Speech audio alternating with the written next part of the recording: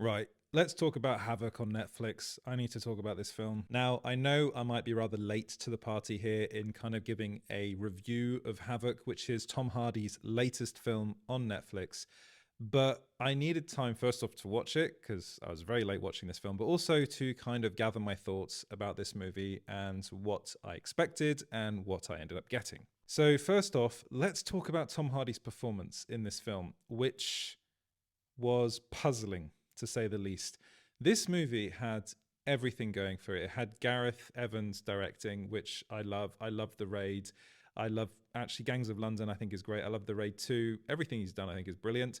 And it has Tom Hardy starring. Now, Tom Hardy is one of my favorite actors pretty much of all time. I think he's fantastic. However, in recent years, I've been less than impressed by his work, mainly because he seems to be kind of doing the same thing in every movie he's been in recently since he started doing the Venom films. I just think he's been doing stuff that's less interesting, maybe apart from Mobland, which I actually think is better than a lot of people give it credit for. But his performance here, he seems drunk the whole film. This is a thing that spans from him being in the Venom films as well. It feels like he's playing Eddie Brock in the Venom movies. This film was meant to be brutal, it was meant to be violent, it was meant to be full of martial arts, it was meant to be exciting. Now, there were a couple of those things. There was lots of martial arts, there was lots of blood and gore, there was lots of good action scenes.